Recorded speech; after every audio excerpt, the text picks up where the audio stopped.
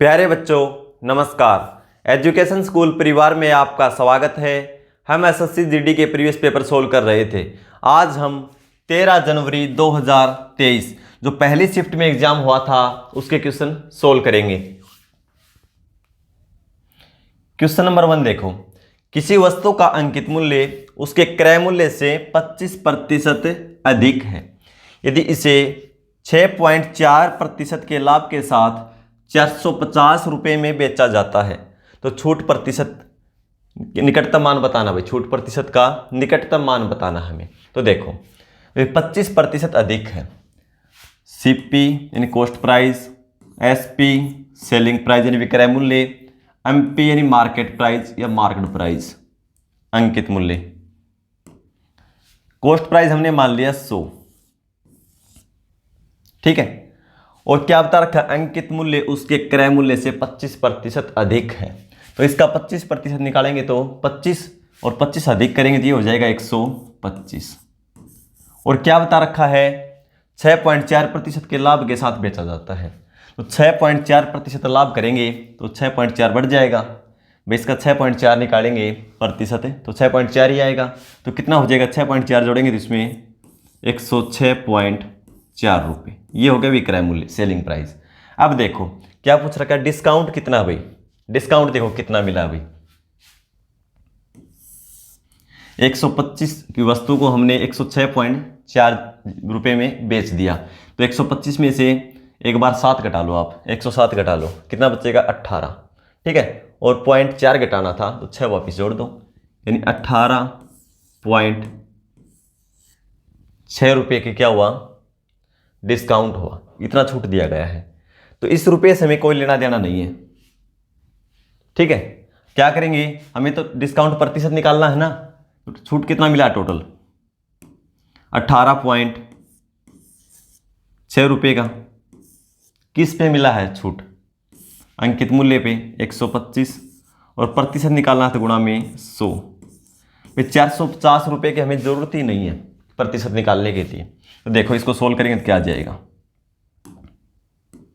25 से 4 और 25 से 5। अब 5 से भाग नहीं जाएगा, गुणा करना है। 4 से गुणा करो फिर 5 से भाग दो। इसके लिए आप क्या करेंगे, ऊपर नीचे दोनों को 2 से गुणा कर दो। ऊपर भी 2 से गुणा कर दो और नीचे भी 2 से गुणा कर दो। किस लिए करते हैं ये, देखो नीचे 5 गुणा 2 10 बन जाएगा। एक अंक के बाद 10 और आगे बढ़ा दो, ठीक है। भाग देने की जरूरत नहीं पड़ेगी हमें। अब 4 गुणा 2 8, 8 से गुणा करेंगे तो 8 6 48, 4 8 8 64 और 4 68, 6 8 और 6 14। एक अंक के बाद दशमलव था, है ना ऊपर, और नीचे 10 है तो एक अंक के बाद और आगे बढ़ा दो। इन 14.88% का क्या होगा, डिस्काउंट। निकटतम मान में पूछा है तो देखो भाई 14.88, पॉइंट के बाद पहला क्या है अंक 8।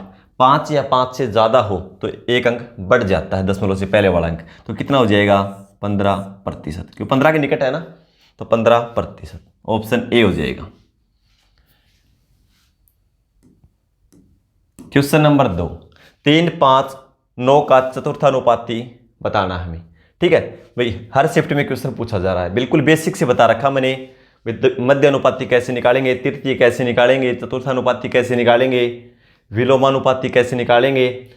बेसिक से आप बिल्कुल वीडियो देख सकते हैं, प्लेलिस्ट में कंप्लीट करवा रखा है मैथ मैंने, ठीक है।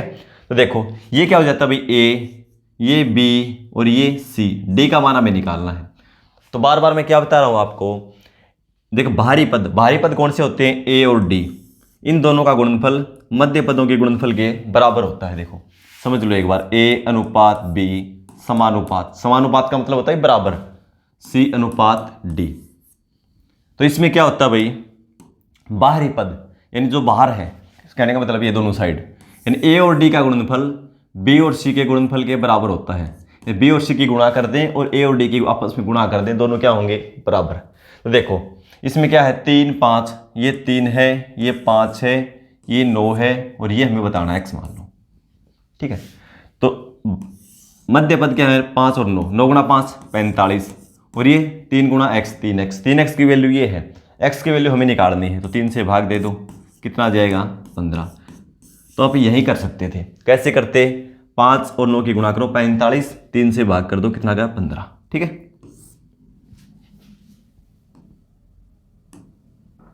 क्वेश्चन नंबर 3, 0.45235 और 235 पे क्या है बार।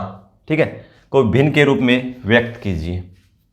ये भी आपको बता रखा है बिल्कुल, 0.45235 और 235 के ऊपर बार है। इसको कैसे हल करते हैं? ठीक है, क्या बता रखा है, एक बार दशमलव को हटा दो, संख्या क्या यू क्यू सेम लिखो, 45 235, बार को बैठा दो। ठीक है, इसमें से क्या करो, दशमलव के बाद जो संख्या जिस पे बार नहीं है वो घटा दो, यानी माइनस किस पे बार नहीं है 4 5 पे, तो 4 5 लिखो, बटा में जितने अंकों पर बार है उसके बदले में 9 लिखो, 9 लिखेंगे उतनी बार, 1 2 3 अंकों पर है तो इसके बदले में 3 बार 9 लिखेंगे। फिर दशमलव के बाद क्या बोला मैंने, दशमलव के बाद कितने अंकों पर बार नहीं है, तो देखो 1 2 2 पर नहीं है, इसके बदले में 0 लिखेंगे। हो गया हमारा सोल्व। ठीक है, तो देखो इसमें से घटाएं क्या बचेगा, 0 9 1 4 5, 45,190 पर बटा में क्या है भाई, इतना ही सोल्व करना हमें। कैंसिल होता है तो कैंसिल कर दो, 0 से 0। ठीक है, अब देखो क्या है, 4519 बटा 9990, 4519 पहले ही ऑप्शन में है भाई। ठीक है, 4519 बटा 9990। ठीक है, तो ऑप्शन ए हो जाएगा हमारा। क्वेश्चन नंबर 4 पे देखो, दो पार्टियों द्वारा लड़े गए एक चुनाव में पार्टी ए ने पार्टी बी से कुल मतों का 16% अधिक प्राप्त किया। यदि पार्टी बी को 25,200 मत मिले और कोई अमान्य मत नहीं था, यानी इनवैलिड नहीं हुआ कोई, सभी वैलिड है मत, तो पार्टी बी कितने मतों से चुनाव हार गई। भाई मतों की संख्या पूछ रखी, वैसे तो बता रखा है 16%, लेकिन संख्या पूछी भाई, संख्या में कितने से हार गई। तो देखो भाई दो ही पार्टी हैं, ए और बी। ठीक है, 16% अधिक किसको मिले हैं, देखो पार्टी ए ने पार्टी बी से कुल मतों का 16% अधिक प्राप्त किया। किसने अधिक किया, ए ने। कितना, 16%। देखो 16 को या तो 100 में से घटा लो, कितना आएगा 84। फिर आज दोनों को 2 से भाग कर दो 84 को, यानी पहले एक को 42 दूसरे को 42, एक में 16 जोड़ दो। एक तरीका तो ये है। दूसरा क्या है, दोनों के 50-50 मान लो, ये होते तो बराबर रह जाते। 16% अधिक मिले हैं, इसको 2 से भाग कर दो, कितना होगा 8। तो एक में से 8 घटा दो 42, एक में 8 जोड़ दो 58, हो गया 100। ऐसे बांट सकते हैं। दूसरा तरीका मैंने क्या बताया, 100 में से घटा लो, कितना 16, कितना बचेगा 84, इसको 2 से भाग कर दो, कितना आएगा 42 42, 84। एक को अधिक मिले, किसको अधिक मिले, ए को, तो ए में 16 जोड़ दो वापसी। ठीक है, कैसे भी कर लो, यानी बी को मिलेंगे 42%, ए को 58%।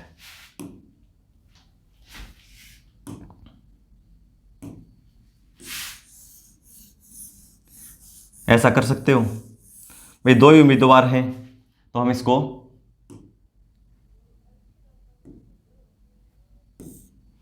ठीक है, तो क्या हो जाएगा भाई, 16 अधिक मिले हैं तो इसको 42 और इसको कितना हो जाएगा 58।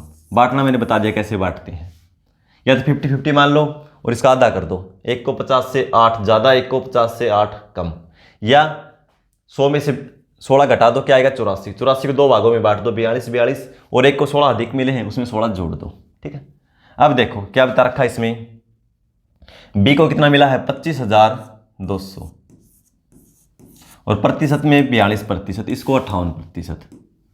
ठीक है, तो देखो क्या निकालना है, पार्टी बी कितने मतों से चुनाव हार गई, कितने मतों से हारी, 16% से। 16% की वैल्यू निकालनी है, ये कितनी है 42% की वैल्यू।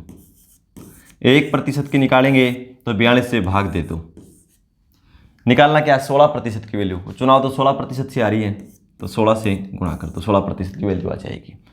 ये भी देखो 40 को 6 से करेंगे 240, 2 गुणा 6 12, 252 हो जाएगा।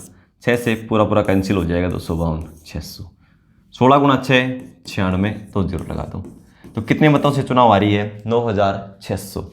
ऑप्शन डी हो जाएगा।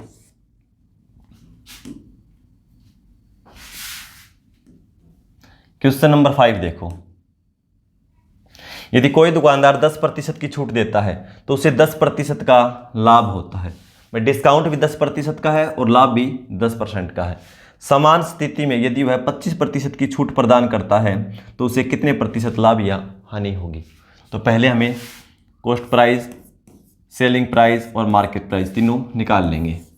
तो इसमें डिस्काउंट 2 बार देनी है हमें। 10% की छूट देता है तो उसे 10% का लाभ होता है। ये मान लो 10% का लाभ होता है। 10% का मतलब 1/10। भाई 10% लाभ है, ये 10% डिस्काउंट, इसका मतलब तो 1/10 ही होगा। ठीक है, 10% लाभ, यानी कोई वस्तु 10 की है तो 10 पे 1 लाभ, यानी वो 11 में हम बेच रहे हैं। ये रेशियो हो जाएगा इनका। दूसरा क्या है? 10% का डिस्काउंट देने के बाद है ये। 10% का मतलब 1/10। डिस्काउंट हमेशा मार्केट प्राइस पे दिया जाता है ना, इनके मूल्य पे। इन 10 की वस्तु को 1 डिस्काउंट दे रहे हैं, यानी 9 में बेच रहे हैं। इसका मूल्य कितना था? 10, और इसको हम कितने बेच रहे हैं? 9 में। ठीक है, अब इसका क्या करेंगे? रेशियो निकाल लो, कॉस्ट प्राइस, सेलिंग प्राइस और मार्केट प्राइस का। देखो खाली इसका हम इसी को आगे बढ़ाते हैं, यानी यहाँ 9 है और यहाँ क्या मानेंगे हम? 11। 9 × 10 90, 11 × 9 99 और 11 × 10 110। अब हमें पता चल गया यदि कॉस्ट प्राइस 90 है तो सेलिंग प्राइस 99 है और मार्केट प्राइस 110 है। अब क्या बोलता है? इसी पे 25% का डिस्काउंट दिया जाता। कितने का? 25% का। तो डिस्काउंट इस पे देंगे 110 पे। ठीक है, इसी पे देंगे ना 110 पे। कितना? 25%। ये अपने आप में 100% है।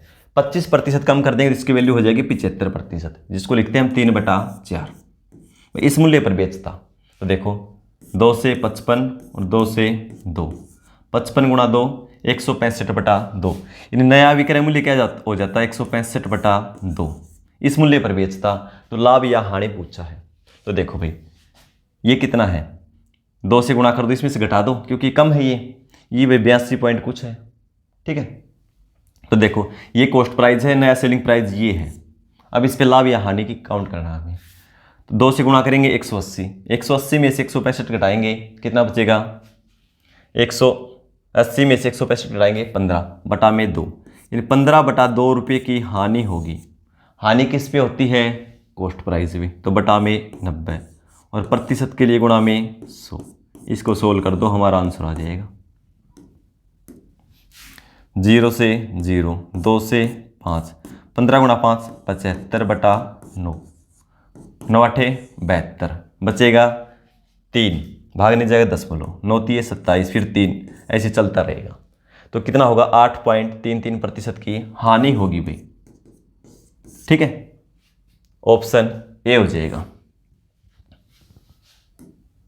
क्वेश्चन नंबर 6, पहली तथा दूसरी मिश्र धातु में तांबे और सोने का अनुपात। भाई क्या क्या है? तांबा और सोना। देखो लिख लो पहले ही, तांबा यानी और सोना, यानी कॉपर और गोल्ड हो जाएगा। ठीक है, क्या बता रखा है इसके बारे में? सोने का अनुपात 3:4 और 2:5 है। पहले में क्या? 3:4 और दूसरे में 2:5। पहले मिश्र धातु के 14 किलोग्राम, यानी पहले मिश्र धातु कितनी है? 14 किलोग्राम, और दूसरी मिश्र धातु के 21 किलोग्राम, 21 किलोग्राम के साथ मिलाया जाता है। तो नए मिश्रण में तांबे और सोने का अनुपात ज्ञात कीजिए। तो निकाल, तो क्या दिक्कत है? देखो 3:4 में है, 3 और 4 7 यूनिट की वैल्यू कितनी है? 14। 1 यूनिट की वैल्यू निकालेंगे तो 2। ठीक है, यानी 1 यूनिट की वैल्यू 2, तो इसको भी 2 से गुणा कर दो, इसको भी 2 से गुणा कर दो। फिर 2 और 5 7, 7 यूनिट की वैल्यू 21। 1 यूनिट की वैल्यू निकालेंगे, 7 से भाग दे दो, कितना आएगा? 3। तो इसको 3 से गुणा कर दे दोनों को, दूसरी मिश्र धातु जो। अब इनका रेशियो पूछा है, तो ये कितना हो जाएगा? 3 × 2 6, और ये 3 × 2 6, 6 और 6 दोनों को जोड़ दो, ये टोटल हो जाएगा 12। ये 4 × 2 8, 5 × 3 15, 15 और 8 23। तो नया मिश्रण जो बनेगा उसमें 12:23। ध्यान इस बात का रखना, कई बार क्या कर देता है भाई, ये बोल देता है तांबे और सोने, पहले बोल देगा सोने और तांबे का अनुपात, लास्ट में क्वेश्चन ठीक से पढ़ना, और ऑप्शन में दोनों दे देगा, 12-23 भी दे देगा, 23-12 भी दे देगा, ठीक है। लेकिन इसी में एक ही दे रखा, सॉरी दोनों दे रखे, देखो इसमें भी भाई 23-12 और 12-23, ठीक है। एग्जाम में पूछा गया क्वेश्चन है भाई ये एसएससी जीडी का, ठीक है, उसी का पेपर चल रहा है। तो देखो गलती कर दोगे कहीं भाई, पहले बोल देगा सोने का फिर तांबे का, तो फिर गलत हो जाएगा। तो इसमें देखो क्या पूछा गया था, तांबे और सोने का, तो तांबे और सोने का लास्ट में पूछा गया है, तो 12-23 ऑप्शन बी होगा, ठीक है। क्वेश्चन नंबर 7 देखो, सोहन ने 20% की वार्षिक दर से चक्रवृद्धि ब्याज पर धन उधार लिया। ब्याज का संयोजन वार्षिक रूप से किया गया था और उसने इसे 3 समान किस्तों में चुकाया। प्रत्येक किस्त का भुगतान प्रत्येक वर्ष के अंत में किया जाना था। प्रत्येक किस्त 1250 रुपये थी, तो सोहन द्वारा उधार ली गई राशि निकटतम पूर्णांक में कितनी थी, ये पूछा गया है। सबसे पहले रेट देखो क्या है, 20%। 20% का मतलब 1/5। यहाँ लिखेंगे पी यानी प्रिंसिपल, यहाँ लिखेंगे ए अमाउंट यानी मिश्र धन। किस्त 3 है, तो देखो 5 से कितनी हो जाएगी, 1 बढ़ जाएगी 6, यानी पहले वर्ष 5 है तो 6। किस्त 2 है तो स्क्वायर कर दो, 5 का स्क्वायर 25 और 6 का स्क्वायर 36, इस तरह बढ़ती चलेंगी ये। किस्त 3 है तो इसकी क्यूब कर दो, 5 की 125 और ये हो जाएगी 216, 6 की क्यूब कर देंगे। ये किस्त है तो 1 2 3, ठीक है। किस्त बराबर बोल रखा है तो तीनों को पहले हम बराबर करेंगे। किस्तों को कैसे करेंगे बराबर भाई, देखो इसको 216 बनाएंगे, इसको तो क्या करना पड़ेगा, 6 से गुणा करना पड़ेगा। तो क्या होगा, ये प्रिंसिपल मूलधन भी 6 गुना होगा। इसको करने के लिए 36 से गुणा करना पड़ेगा, तब 216 बनेगा ना, क्योंकि 6 की पावर 1, ये 6 की पावर 3 थी, तो इसको भी 36 से गुणा करो, ठीक है। अब देखो किस्त 216, ये भी 216, ये भी 216, तीनों हमने बराबर कर दी, तो मूलधन देखो कितना कितना हो गया, ये हो गया 180, 36 गुणा 5 180, 25 गुणा 6 150 और ये 125, जोड़ेंगे तो देखो टोटल कितना हो जाएगा, 5 13 और 2 15, 1 3 और 1 4, 455, ठीक है। किस्त देखो भाई कितनी दे रखी है इसमें क्वेश्चन में, हमारी तो आई है प्रत्येक किस्त 216 रुपये की, लेकिन ये कहता है 216 नहीं भाई, कितनी है 1250, यानी 216 यूनिट की वैल्यू कितनी है 1250। 1 यूनिट की वैल्यू निकालेंगे तो 1250 को हम 216 से भाग दे देंगे, लेकिन निकालना क्या है, उधार लेगी धनराशि, तो कितनी है 455 यूनिट, तो 455 यूनिट की वैल्यू हमें निकालनी है। इसको सोल्व कर दो भाई, हमारा आंसर आ जाएगा। निकटतम मान में पूछा, देखो ध्यान इस बात का रखना, तो देखो भाई ये निकटतम मान तक हमें पहुंचना है, 216, इसको मैं 2 से गुणा कर दूं, ठीक है, 2 से गुणा कर दूं तो कितना हो जाएगा 432, इसे कैंसिल करेंगे 2, अब कितना बचेगा 23, भाग नहीं जाएगा ना, दशमलव लगेगा, ठीक है। फिर देखो दशमलव के बाद जो भी आएगा कोई दिक्कत नहीं, इतनी बड़ी संख्या तो आएगी नहीं, क्या बचेगा, 2 बार में भाग देंगे तो 432, इसमें से घटाएंगे 23 बचेगा, ठीक है। अब भाग जाएगा तो 0 उतारो, 1 बार में 2.1, ठीक है, आगे चलता रहेगा ऐसे। लेकिन हमें ज़्यादा दशमलव में नहीं जाना है क्योंकि निकटतम मान में पूछा गया है, और मान देखो कैसे हैं भाई, ये 4860, ये 4660, ये 2466, ये 2633, नज़दीक नज़दीक देखो, 2 ये नज़दीक हैं तो ये 2 थोड़े नज़दीक हैं, तो इससे हमारा आइडिया लग जाएगा भाई 2 से तो ज़्यादा आएगा ना, मान आएगा। तो देखो 1250 को 2 से गुणा करेंगे, यानी 125 को 2 से करेंगे 250, यानी 2500 हो जाएगा लगभग, ये मान के चलो 2 से गुणा करेंगे तभी हो जाएगा कितना 2500, कुछ ना कुछ इससे ज़्यादा है, यानी 2500 से कुछ ना कुछ ज़्यादा आएगा। लेकिन ये देखो मान क्या है, ये पहले 2500 से कम है, तो ये तो हो ही नहीं सकता, और ये 2500 से थोड़ा ज़्यादा आएगा, ये काफ़ी ज़्यादा है, ये हो ही नहीं सकता, ठीक है। तो इस दशमलव में ज़्यादा गुणा करने की जरूरत नहीं है, इससे करोगे ना तो भी मान ही आ जाएगा, कोई दिक्कत नहीं है, ठीक है भाई, गुणा करने की जरूरत नहीं, करोगे तो देखो 21 0 0, 21 5 105, बचेगा 10, 42 और 10 52, बचेगा 5, 21 और 5 26, एक अंक के बाद दशमलव, 2625, ये कितना 2633, क्योंकि आगे और भी तो चलेगा, ठीक है दशमलव में, तो इसलिए ज़्यादा करने की जरूरत नहीं है, ऑप्शन से हमें पता चल जाएगा, क्योंकि समय बहुत कम होता है एग्जाम में, ठीक है। तो निकटतम हो तो ऐसे कर लेना आप। हाँ भाई होता 2632, 34, 35 इस तरह का होता ना, तो फिर हमें गुणा करना पड़ता, ठीक है, कम से कम 2 अंक तक। तो आगे चलो, क्वेश्चन नंबर 8। 7 प्राकृत संख्याओं का औसत 70 है। उनमें से 6 संख्याएं 32, 69, 72, 65, 79, 48 हैं। 7वीं संख्या क्या है? तो देखो सातों का योग निकाल लेंगे। कैसे निकालेंगे भाई? औसत क्या है? 70। संख्याएं कितनी हैं? 7। तो गुणा कर दो औसत को संख्याओं, कुल संख्या कितनी उससे गुणा कर दो, योग हो जाएगा 490। अब संख्याएं कितनी, इसको सभी को जोड़ लो। 32, 69, 72, 65, 79 और 48, 6 संख्याएं ये हैं। 6 का योग कर दो तो कितना हो जाएगा? देखो 11, 13 और 5 18, 18 और 27, 27 और 8 35, 3, 3 और 6 9 या 3 बचा था भाई, 9, 9 7 16, 16 6 22, 22 और 7 29 और 4 33 और 3 ये 33 और 3 36। कितना आया? 365। ये 6 का योग है, ये 7 का योग है। इसमें से मैं घटा दूं तो 7वीं संख्या आ जाएगी। 365 इसमें से घटा दो, क्या बचेगा? 5, 2, 1। तो 7वीं संख्या क्या है? 125। ऑप्शन ए हो जाएगा। Question number 9। 1 फुटकर विक्रेता ने कुछ सामान 1280 रुपये में खरीदा और उसने 1/3 सामान 15% की हानि पर बेच दिया।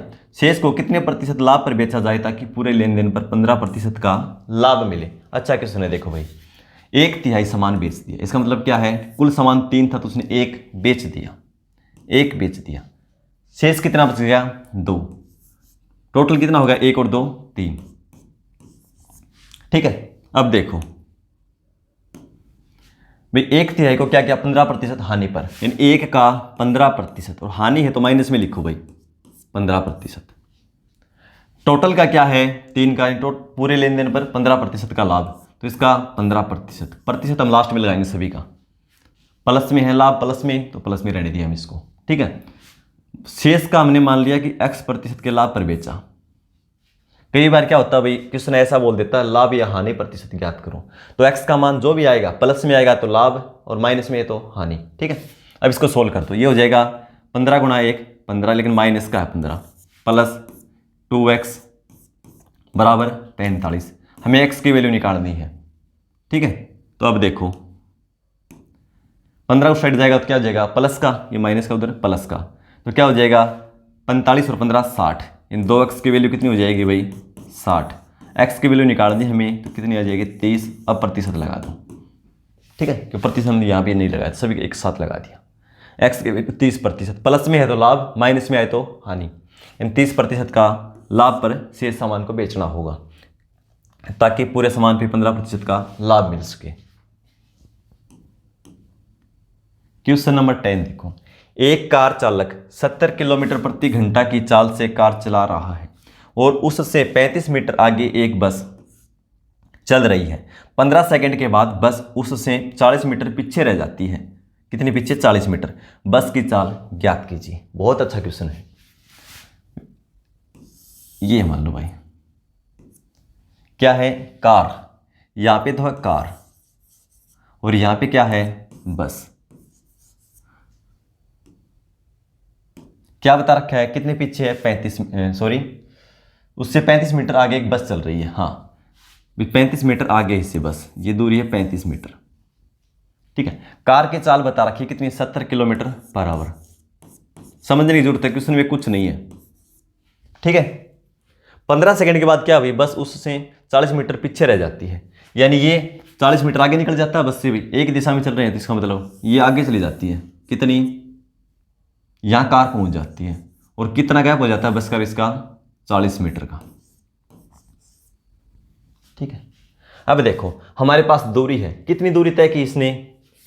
देखो 35 मीटर तो ये कवर की है ना, इसके बराबर आया है।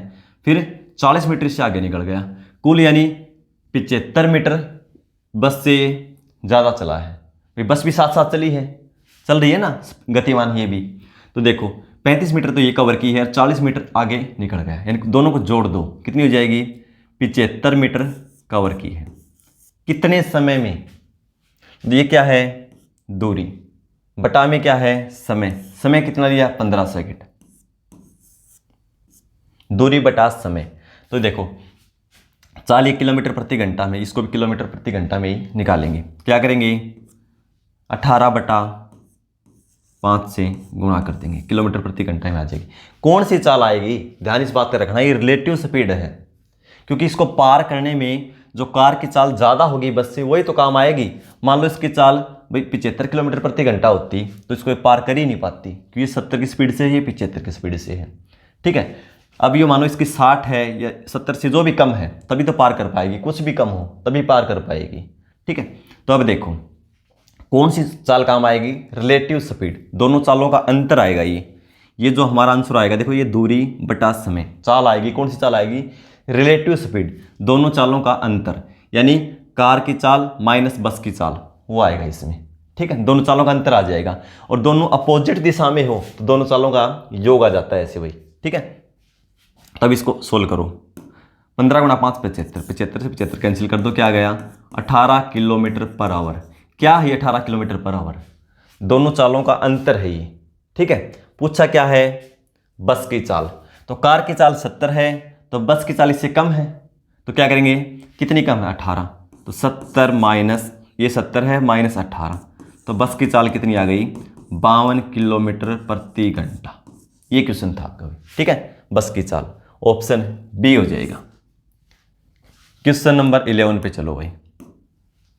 एक समकोण त्रिभुज का क्षेत्रफल 42 वर्ग सेंटीमीटर है। यदि इसका लंब 10 सेंटीमीटर है तो इसके आधार की लंबाई ज्ञात करें। इस क्वेश्चन को सोल्व करके आंसर कमेंट बॉक्स में लिखेंगे। मिलते हैं अगली क्लास में। धन्यवाद।